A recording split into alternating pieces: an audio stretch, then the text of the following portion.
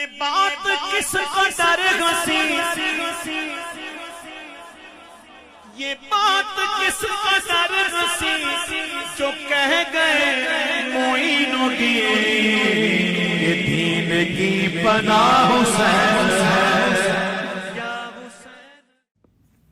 السلام علیکم ورحمۃ اللہ وبرکاتہ۔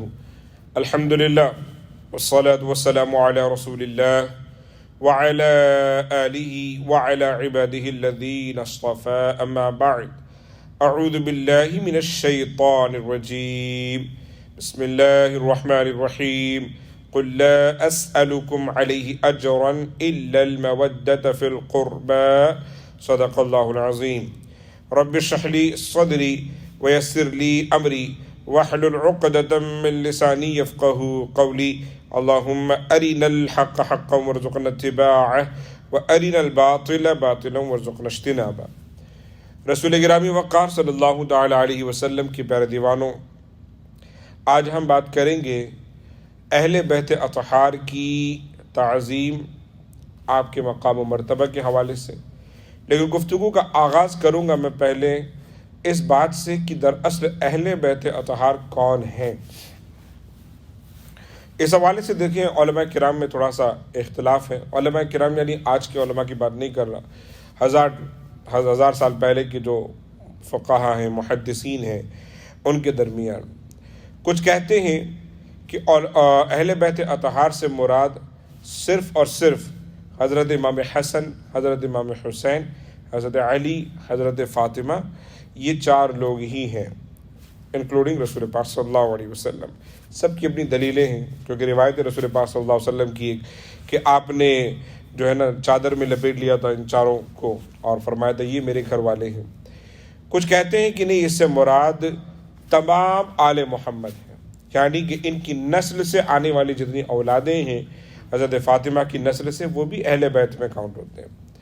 اسی طرح سے عبداللہ بن عباس کا قول ہے کہ اہل بیت سے مراد رسول پاک صلی اللہ علیہ وسلم کا ہر ایک رشتہ دار ہے، جو قریشی ہے وہ تمام کے تمام، جتنے بھی اس وقت کے جو قریش خاندان سے جتنے بھی ہیں وہ سب کے سب، انشاءاللہ ان سب پر روایتیں موجود ہیں۔ آج ظاہر ہے کہ اتنا موقع نہیں ہے کہ میں ان سب کی آپ کے سامنے روایت پیش کر سکوں، پھر بھی جو موقع ملے گا میں انشاءاللہ پیش کرتا ہوں۔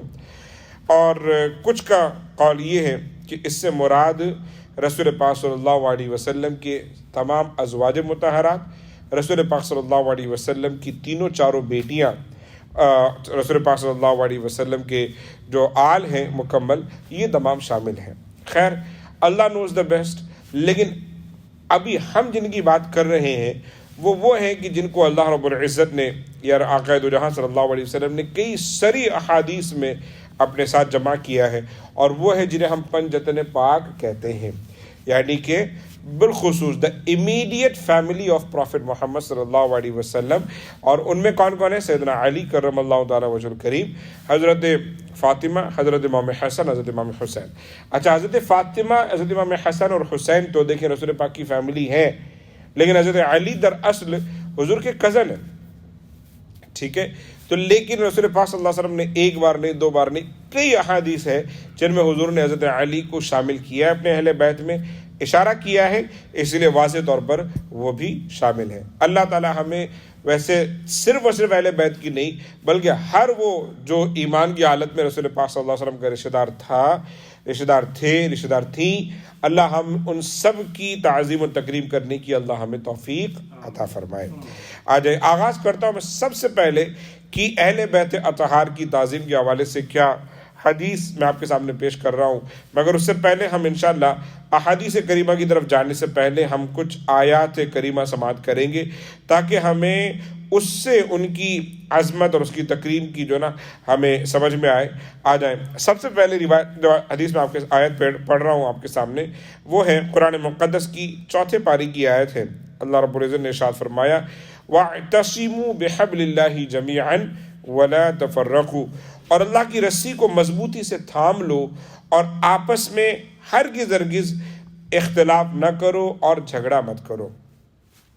یہاں پر یہ جو لفظ ہے حبل اللہ، یعنی اللہ کی رسی، اللہ کی رسی کو مضبوطی سے پکڑ لو، اس سے مراد کئی لوگوں نے اہل بیت اطہار کی ذات لی ہے۔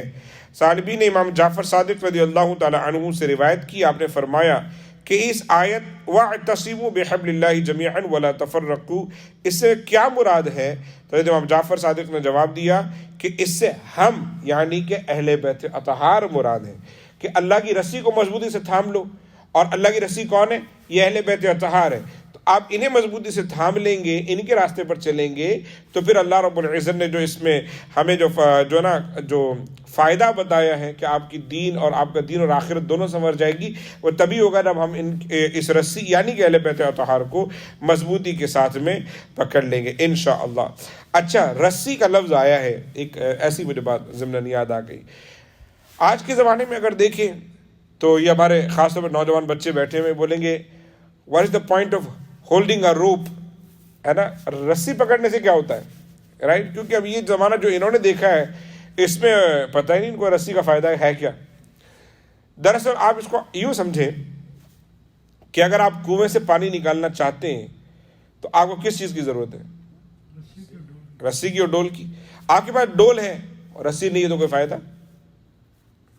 یوں سمجھیں کنواں ایک دنیا ہے اور پانی وہ جو ہے نیچے وہ ہدایت ہے۔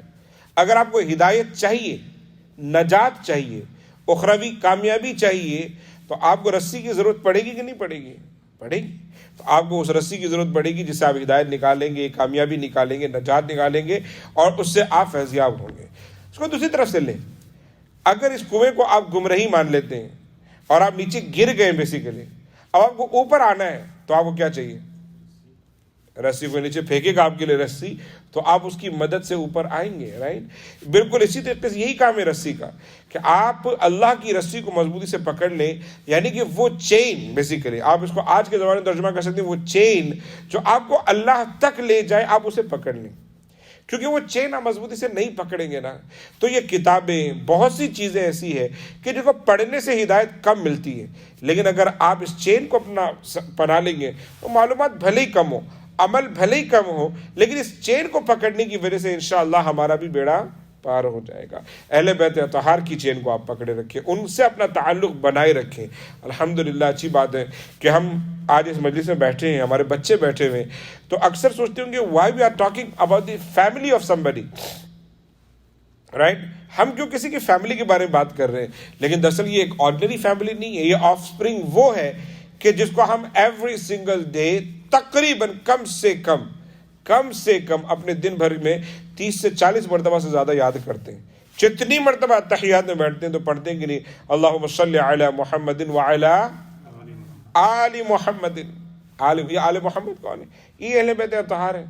تو جب ہم انہیں جانیں گے نہیں تو ہم ان سے محبت نہیں کر پائیں گے، اور جب محبت نہیں کر پائیں گے تو پھر ہم اس حدیث کا فائدہ نہیں اٹھا پائیں گے۔ کون سی حدیث؟ رسول پاک صلی اللہ علیہ وسلم، کل ہم نے ہجرت کی بات کی تھی، رائٹ؟ رسول پاک جب ہجرت کر کے مکہ سے مدینہ پہنچے تو آپ نے ایک بہترین خطبہ ارشاد فرمایا، اور اس خطبے میں رسول پاک صلی اللہ علیہ وسلم نے بہت ساری چیزیں گنائی، لیکن اس میں اینڈ میں رسول پاک صلی اللہ علیہ وسلم نے یہ فرمایا، نہیں غالباً مکہ پہنچنے کے وقت نہیں بلکہ آخری خطبہ جو حج کا تھا اس میں رسول پاک صلی اللہ علیہ وسلم نے ارشاد فرمایا بہت ساری چیزیں کہ میں تمہارے پاس بہت سی چیزیں چھوڑے جا رہا ہوں، اور ان میں سے 2 سب سے اہم ہیں۔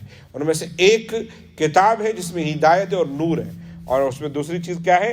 وعطرتی، میرا خاندان، میرے اہل بیت اطہار ہے۔ یہ وہ رسی ہے، اگر تم انہیں پکڑ لو گے تو کبھی گمراہ نہیں ہوگے، کبھی ہدایت سے نہیں ہٹو گے، راہ راست سے نہیں ہٹو گے۔ اسی لیے ضروری ہے کہ پہلے ہم انہیں جانیں، پھر ہم ان سے محبت کر پائیں، پھر ہم ان کے انشاءاللہ راستے پر چل پڑیں گے انشاءاللہ۔ دوسری آیت آج کی گفتگو کی، قُلْ لَا أَسْأَلُكُمْ عَلَيْهِ أَجْرًا إِلَّا الْمَوَدَّةَ فِي الْقُرْبَى۔ اے نبی آپ فرما دیں کہ میں تم سے اس دعوت و تبلیغ کا جو بھی کام کر رہا ہوں اس کے بدلے میں تم سے کوئی اجرت نہیں چاہتا۔ All I want that you must love my offspring, my اہل بیت اطہار، کہ اے نبی آپ فرما دیں کہ میں اس دعوت و تبلیغ کے بدلے تم سے کوئی اجرت نہیں مانگ رہا ہوں کہ مجھے آپ سیلری دیں یا کوئی میری خدمت کرے، میری ٹیک کیئر کرے۔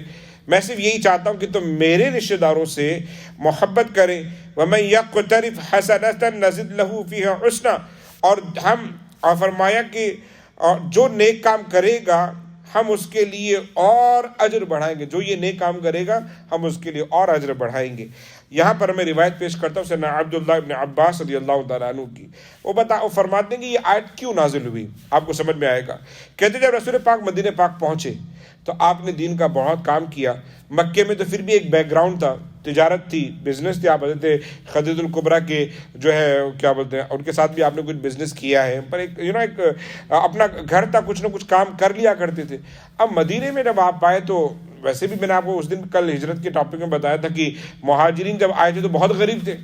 رسول پاک صلی اللہ علیہ وسلم بھی دین کا کام کر رہے تھے لیکن کوئی ذریعہ معاش نہیں تھا. تو صحابہ کرام میں سے کچھ لوگوں نے خیال کیا کہ دیکھو حضور پاک صلی اللہ علیہ وسلم کی بھی فیملی ہے، right, he has a family, he has a need, he has kids, اور پھر اپنے اخراجات ہوتے ہیں. پھر یہ کیسے چل رہا ہے؟ ایسا کرتے ہیں کہ ہم کچھ لوگ مل کر جمع ہو کر رسول پاک صلی اللہ علیہ وسلم کی ہیلپ کرتے ہیں کچھ کسی طریقے سے نا. تو اس تمام صحابہ کرام نے سب نے ایک گروپ بنایا، مل کر اپنے پاس جو کچھ تھا وہ جمع کیا اور بہت سارا مال جمع کر کے حضور کی خدمت میں آئے اور رسول پاک صلی اللہ علیہ وسلم کہا کہ یا رسول اللہ یہ ہم آپ کے لیے لے کر آئے ہیں کیونکہ آپ دین کا کام کرتے ہیں. اس پر یہ آیت نازل ہوئی اور فرمایا کہ دیکھیے میں جو دین کا کام کر رہا ہوں اس کے لیے مجھے تم سے کوئی اجرت نہیں چاہیے. اب آپ اس بیک گراؤنڈ کو آسانی سے سمجھ پائیں گے، ہے نا، کہ مجھے کوئی اجرت نہیں چاہیے.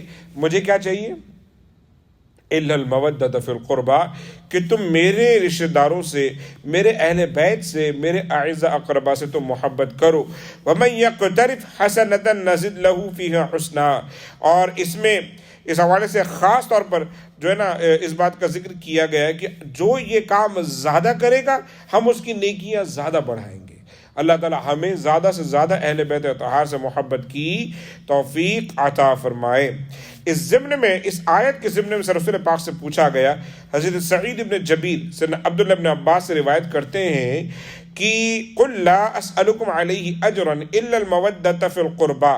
یہ جب نازل ہوئی تو صحابہ کرام نے عرض کی یا رسول اللہ یہ جو اللہ نے فرمایا قربا، اس سے مراد کون ہے؟ اس سے کون لوگ مراد ہیں؟ تو حضور پاک صلی اللہ علیہ وسلم نے ارشاد فرمایا من قرابتکہم الذین وجبت مودتہم قال علی و فاطمۃ و ولداہا. یعنی کہ اس سے مراد حضرت علی ہیں، حضرت فاطمہ ہیں اور ان کی اولاد ہیں. یہ وہ لوگ ہیں جس کا اللہ تعالیٰ نے حکم دیا ہے کہ تم ان سے محبت کرو گے. بالکل یہ اسی سند کے ساتھ میں یہ روایت اور ایک جگہ پر آئی ہے. حضرت سعید ابن جبیر کے سامنے حضرت عبداللہ ابن عباس سے یہ سوال پوچھا گیا. اب دیکھو پہلے روایت کیونکہ انہوں نے حضور سے پوچھا تھا، ہے نا، اسی لیے جب ان دونوں سے پہلے وہ دونوں تھے جب حضور سے پوچھا گیا، پھر جب وہ دونوں ایک کسی اور جگہ پر حضور کے وصال کے بعد جمع ہوئے تو کسی نے ان سے پوچھ لیا کیا کہ آپ بتائیں کہ اہل بیت اطہار سے کون مراد ہے؟ سعید ابن جبیر نے فوراً جواب دیا کہ اس سے مراد جو ہے علی ہیں، حضرت فاطمہ اور ان کے دونوں بچے ہیں. تو سیدنا عبداللہ ابن عباس خود جو رسول پاک صلی اللہ علیہ وسلم کے خاندان میں سے ہیں وہ کہتے ہیں کہ اے سعید تم نے جواب دینے میں جلدی کر دی. میرے سامنے ایسی بھی روایت ہے کہ جس میں حضور صلی اللہ علیہ وسلم نے فرمایا کہ میرا ہر رشتہ دار اس سے محبت واجب ہے. حضور کا جو بھی رشتہ دار ہے، اب چاہے وہ بیویاں ہوں، چاہے وہ بچے ہوں، چاہے وہ پھوپھی ہوں، چاہے وہ چاچا چاچی ہوں، لیکن ایمان کی حالت میں جو بھی حضور پر ایمان لے کر آ گئے تھے، چاہے وہ حضرت حمزہ ہو، چاہے وہ کوئی بھی ہو، سب کے سب اہل بیت ہیں اور سب سے محبت ضروری ہے. الحمدللہ. آ جائیں اس حوالے سے اب آپ کے سامنے میں کچھ روایتیں پیش کرنا چاہتا ہوں تاکہ ہمیں اندازہ ہو کہ ہم دراصل جن سے محبت کرتے ہیں وہ کون لوگ ہیں. سب سے پہلی روایت میں آپ کے سامنے پیش کروں گا، وہ سیدنا عبداللہ ابن عباس کی. کہتے رسول پاک نے ارشاد فرمایا احب اللہ لما یخذوکم من نعمہ واحبونی بحب اللہ واحب اہل بیتی لحبی. سیدنا عبداللہ ابن عباس کہتے ہیں رسول پاک نے ارشاد فرمایا اللہ سے محبت کرو ان نعمتوں کی وجہ سے جو اس نے تمہیں عطا کی ہے. اللہ سے محبت کرو کس وجہ سے؟ نعمتوں کی وجہ سے. یہ انسانی فطرت ہوتی ہے. دیکھیں کہ انسان اس سے لگاؤ رکھتا ہے جو اس پر احسان کرتا ہے. جیسے مثال کے طور پر میں اگر کام کر رہا ہوں کسی کے انڈر میں اور میری سیلری ہے ایک سرٹن اماؤنٹ، لیکن جب وہی میرا باس مجھے بونس دے دے تو آپ کیا کریں گے؟ اس سے آپ کا تھوڑا سا لگاؤ بڑھ جائے گا. آپ سڑک پر جا رہے ہو، آپ کو کسی طریقے کی رائڈ کی مدد کی ضرورت ہے، کسی بندے نے آپ کی ہیلپ کر دی تو آپ کا لگاؤ بڑھ جائے گا. میں سمجھتا ہوں کہ صرف ایک ہی رشتہ آج کے زمانے میں جس میں لوگ احسانات اور انعامات کو بھول جاتے ہیں اور وہ رشتہ ماں باپ کا ہے. کہ اولاد بھول جاتی ہے کہ ماں باپ نے کتنے انعام و اکرام کیے ہیں، ہے نا. حالانکہ دنیا میں سب سے زیادہ انعام و اکرام ماں باپ کی طرف سے ہی ہوتے ہیں اور سیلف لیس ہو کر ہوتے ہیں. یعنی انہیں مطلب وہ جو انعام و اکرام کرتے ہیں دنیا کا کوئی انسان کبھی کسی حال میں کر ہی نہیں سکتا ہے. کل میں اپنے ایک دوست سے بات کر رہا تھا انڈیا میں، تو مجھ سے ایسی ظاہر وہ میرے بہت قریبی دوست ہیں، یعنی کہ جب ہم دونوں 9 سال کے تھے اس وقت ہم دونوں نے ہمارے مدرسے میں سیم ڈے ایڈمیشن لیا تھا، اور آج تقریباً ہماری دوستی کو 20 21 22 سال ہو گئے. ہم ساتھ میں بات چیت کر رہے تھے، تو میں نے کہا کہ یار آپ اپنی وائف کی ہیلپ کرتے ہو کہ نہیں. مجھے معلوم تھا کہ وہ زمانے طالب علم میں کیسا تھا، وہ اکلوتا تھا اپنے والد کا، تو ذرا he was kind of you could سے ناٹی پرسن. میں نے کہا بھائی تو اپنے وائف کی ہیلپ کرتا ہے کہ نہیں؟ کہتا ہے خالد سچی بات ہے پہلے تو نہیں کرتا تھا، بلکہ نا جب اگنور کرتا تھا، بھائی کر رہے اپنا کام. لیکن کہتا ہے کہ جب بچی ہوئی میری، اللہ تعالیٰ نے مجھے بچی دی کچھ ماہ پہلے، کہتا ہے میری بچی ہوئی تو اس کے بعد بھی دن میں سپورٹ کرتا تھا، لیکن رات کو نیند چاہیے مجھے ایک دم اچھی والی. تو میں کیا کرتا تھا کہ جب میری بچی روتی تھی نا تو میں اپنا ایک تکیہ کان کے اوپر ادھر اور دوسرا تکیہ جو سر کے نیچے ہوتا ہے اس پر اس طریقے سے سو جایا کرتا تھا تاکہ مجھے بچی کے رونے کی آواز نہ آئے. کہتا ہے لیکن خالد کو 1.5 یا 2 مہینے پہلے ایک دن اچانک میری آنکھ کھلی تو میں کیا دیکھ رہا ہوں کہ میری وائف بہت رو رہی ہے. میں نے کہا بھائی کیا ہوا، کیوں رو رہے ہو؟ ہی سیڈ کہ میں نے جب وائف سے پوچھا تو وائف نے کہا کہ آپ کو کیا، آپ تو سو آرام سے. بولے ہوا کیا؟ بولو میں نے پچھلے 1.5-2 ماہ سے یا جب سے بچی ہوئی نا دن بھر میں آپ کی فیملی کا خیال رکھ رہی ہوں. ہر ایک کو ظاہر ہے صبح کے ٹائم کوئی یہ تھوڑی دیکھے گا کہ یہ بچے کی ماں ہے. بھائی وہ گھر کے جتنے افراد ہیں کسی کو چائے چاہیے، ٹائم پر کھانا چاہیے، بچوں کو اپنی ضد چاہیے جو دوسرے گھر کے ممبرز ہیں، اور رات جو سونے کا وقت ہے اس میں بچی کی اپنی نیڈ ہے، سو ہی نہیں رہی ہے. وہ ہمارے وہ ساتھی کہتے ہیں خالد اس دن مجھے احساس ہوا کہ یار واقعی ہم مرد کتنے مطلب ہے نا اپنا خیال رکھتے ہیں، اور ایک ماں کتنی قربانیاں دے رہی ہوتی ہے کہ دیکھیے دن بھر کام کر رہی ہے اور رات کو بچی نہیں سونے دے رہی ہے. کہنے لگا کہ تب سے میں اپنی وائف کا رات میں بھی خیال رکھتا ہوں کہ کچھ اگر بچی روئے نا تو میں کہتا ہوں آپ سوئیں 2 گھنٹے، میں بچی کو لے کر گھوم رہا ہوں، آپ بے فکر ہو کر سوئیں. اور کہنے لگا کہ تب مجھے خیال آیا کہ یار میں نے اپنے ماں باپ کو اپنے بچپن میں کتنا تنگ کیا ہوگا. ہمیں وہ احساس نہیں ہوتا، ہمیں تو تب احساس ہوتا ہے جب ہم خود ماں یا باپ بنتے ہیں تو ہمیں لگتا ہے. لیکن ایکچولی وہ جب بات یہاں پر آ کر ختم ہوئی کہ میں نے سوچا، وہ کہتے ہیں کہ یار میں نے کتنا تنگ کیا ہوگا، کتنا پریشان کیا ہوگا، جبکہ میں جوائنٹ فیملی میں بڑا ہوا ہوں، رائٹ. یعنی میری ماں نے کیا خدمتیں کی ہوگی وغیرہ وغیرہ. کہتے یہ احساس انسان کو بہت لیٹ ہوتا ہے. آج کل کے زمانے میں نے نوٹس کیا ہے کہ انسان سب سے پہلے جو چیز فراموش کرتا ہے وہ یہی کہ اس کے ماں باپ نے اس کے لیے کیا کیا ہے.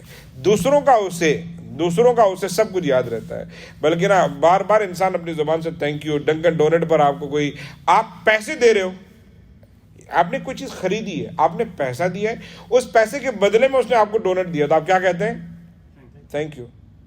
بھائی اس نے احسان نہیں کیا آپ کے اوپر، اس نے احسان کیا، آپ نے دیا ہے. کہیں ریسٹورینٹ میں جاتے ہو، اچھا کھانا کھاتے ہو تو آپ الٹا ٹپ بھی دیتے ہو اور اس کو تھینک یو. کہیں اوبر کی رائڈ لیتے ہو تو آپ اسے کیا کہتے ہو؟ Thank you. کہیں اور آپ والمارٹ میں جاتے ہو، کہیں پر بھی جاتے ہو، you always say thank you. کبھی دماغ لگاؤ کہ ہم نے اپنے ماں باپ کو کہا ہو thank you for taking care of me like for last 30 years. کبھی ہم نے کہا ہے؟ میں آپ کو بتاؤں کچھ دن پہلے میرے ساتھ کیا ہوا. میں بہت نیند آ رہی تھی عصر کے 1 گھنٹہ پہلے. میں نے میرے ابا کو کال کیا، ابا کیا کر رہے ہو؟ ابا نے کہا بیٹا مجھے سونے جا رہا تھا. میں نے کہا اچھا ٹھیک ہے رہنے دیں. کہنے لگے کہ کیا ہوا؟ بولو تو صحیح. میں نے کہا ابا مجھے بھی نیند آ رہی ہے لیکن عصر کی نماز سر پہ، تو میں چاہتا ہوں کہ آپ مجھے اٹھا دیں اتنے بجے نا. تو ابا نے کہا ٹھیک ہے تم سو جاؤ، میں کال کر کے اٹھاتا ہوں. وہ دن تو مجھے مطلب میں بھول نہیں سکتا ہوں. یہ 2 ہفتے پہلے کی بات ہے. میرے ابا نے ایگزیکٹلی اس ٹائم پر مجھے کال کیا تو پہلے کال میں میری آنکھ کھل گئی. میں نے اٹھایا، میں نے کہا بہت لیکن گہری نیند میں تھا. میرے ابا نے کہا چلو شاباش بیٹا اٹھ جاؤ. میں نے کہا جی ابا میں اٹھ گیا. لیکن دیکھیے انہیں بچپن سے میری ایک عادت کا پتہ ہے کہ میں یہ کہہ کے واپس سو جاتا ہوں. انہوں نے کہا نہیں فون چالو رکھنا، تم اٹھ کے بیٹھو پہلے. میں نے کہا نہیں ابا میں اٹھ رہا ہوں، میں نماز کا ٹائم. نہیں بیٹا آرام سے. آرام سے کلمہ پڑھو. یعنی لٹرلی ایک چھوٹے بچے کو لے جاؤں نا کلمہ پڑھو. My dad actually told me that کہ چلو آرام سے وہ چہرے پر ہاتھ پھیرو اور اٹھ کے بیٹھ جاؤ. تو میں پھر اٹھ کے بیٹھا اور پھر سستی ابھی بھی تھی. انہوں نے کہا نہیں میں فون نہیں کاٹ رہا ہوں, تم پہلے اٹھ کے باتھ روم چلے جاؤ, اور پھر اس کے بعد میں نا تم جب ایک دم تمہیں لگے کہ ہاں بھائی تم نکل جاؤ گے نماز کے تب فون کاٹنا. میں نے کہا نہیں ابا آپ بے فکر نہیں. میں اٹھ گیا ہوں.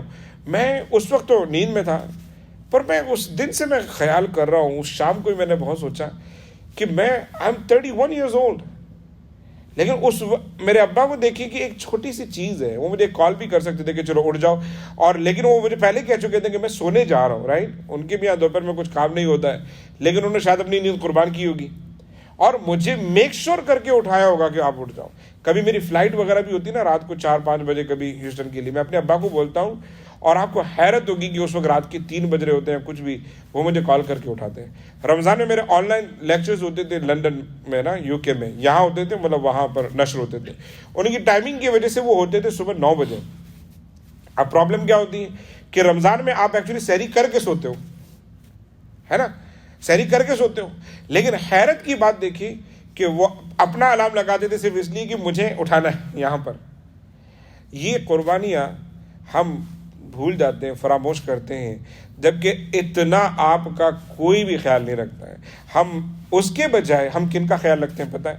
اپنے انسٹاگرام فالوورز کے, فیس بک کے ہمارے جو سبسکرائبر یا فالوورز ہیں نا, ان کا خیال زیادہ رکھتے ہیں.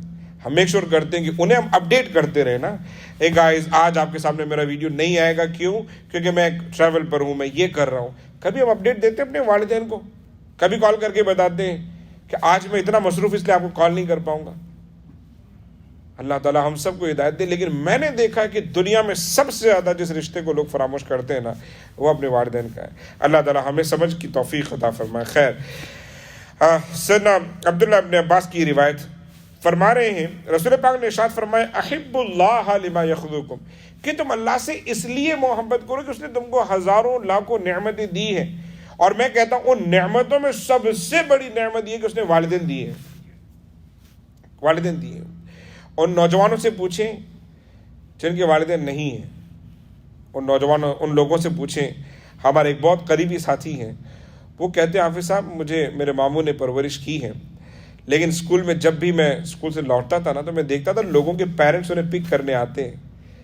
زندگی بھر مجھے کل کہا تو کوئی مجھے پک کرنے آیا نہیں, بس جا کر بس میں گاڑی میں بیٹھ جایا کرتا تھا, گھر کے سامنے اترتا تھا. یقیناً وہ کہتے ہیں ہمارے ماموں نے بہت خیال رکھا, لیکن شاید وہ چیز جو ایک والد کو ایسے, ان کو صرف اس بات کی بھی خوشی ہوتی ہے کہ میرا بچہ اسکول سے آ رہا ہے, ہوتی کہ نہیں. تو ان نعمتوں میں, ہزاروں نعمتوں میں یہ بہت بڑی نعمت ہے کہ والدین. پھر فرمایا تم مجھ سے محبت کرو اس لیے کہ اللہ تعالیٰ مجھ سے محبت کرتا ہے. مجھ سے محبت کرو اللہ کی محبت کے لیے, کیونکہ اللہ تعالیٰ نے سب سے بڑی رحمت نعمت رسول پاک صلی اللہ علیہ وسلم کی شکل میں ہمیں دی ہے. پھر رسول پاک فرماتے ہیں کہ تم محبت کرو میرے اہل بیت اطہار سے میری وجہ سے, کیونکہ اگر تم مجھ سے محبت کرتے ہو تو میرے اہل بیت اطہار سے بھی تم محبت کرو انشاءاللہ. آ جائیں, گفتگو تھوڑی سی طویل ہو گئی, لیکن 1-2 روایتیں اور میں آپ کے سامنے پیش کرتا ہوں, پھر انشاءاللہ ہم گفتگو ختم کرتے ہیں. رسول پاک صلی اللہ علیہ وسلم نے ارشاد فرمایا, بہت ہی پیاری روایت ہے یہ. رسول پاک صلی اللہ علیہ وسلم نے ارشاد فرمایا ہے کہ والذی نفسی, بلکہ رسول پاک صلی اللہ علیہ وسلم نے نہیں, سیدنا ابو بکر صدیق رضی اللہ تعالی عنہ کا ارشاد ہے. آپ فرماتے ہیں والذی نفسی بیدہ لقرابتی رسول اللہ صلی اللہ علیہ وسلم احب الی ان اصل من قرابتی. کہتے ہیں اللہ رب العزت کی قسم جس کے قبضے قدرت میری جان ہے, رسول پاک کی قرابت کے ساتھ میں صلہ رحمی کرنا, یعنی حضور کی اہل بیت اطہار, حضور کے رشتہ داروں کے ساتھ میں اچھا برتاؤ کرنا, یہ مجھے اپنی اولاد کے ساتھ اپنی اولاد کے ساتھ صلہ رحمی کرنے سے زیادہ پسند ہے. یعنی کہ اگر مجھے کمپیئر کرنا ہو کبھی کہ میں کس کا زیادہ خیال رکھوں, تو میرے نزدیک رسول پاک صلی اللہ علیہ وسلم کے اہل کے ساتھ میں, آپ کے اہل بیت اطہار کے ساتھ میں صلہ رحمی کرنا یہ مجھے زیادہ اچھا لگے گا بنسبت میں اپنے بچوں کا خیال رکھوں. آ جائیں, ظاہر ہے کہ ہمارے 10 دن تک یہی ایک ٹاپک ہے, تو اس لیے انشاءاللہ گفتگو ہماری جاری رہے گی اگلے یعنی کہ کل ہم انشاءاللہ سیم ٹاپک کنٹینیو کریں گے، حضور کے اہل بیت اطہار کے مقام و مرتبے اور ان کے حوالے سے، ان کے کاموں کے حوالے سے کتنی آیتیں قرآن میں نازل ہوئی وہ انشاءاللہ ذکر کریں گے۔ پھر ہم انفرادی طور پر ذکر کریں گے ایک ایک کا، سیدنا علی کرم اللہ تعالیٰ وجہ الکریم کا، سیدہ فاطمہ سلام اللہ علیہا کا، حضرت امام حسین، حضرت امام حسن، ان کی سیرت پر انشاءاللہ ایک ایک دن بات کریں گے۔ جزاک اللہ خیر۔ اللہ تعالیٰ ہم سب کو نیک و صالح بنائے، دین و دنیا کی خیر عطا فرمائے، اہل بیت اطہار سے محبت کی توفیق عطا فرمائے۔ جزاک اللہ خیر۔ السلام علیکم ورحمۃ اللہ وبرکاتہ۔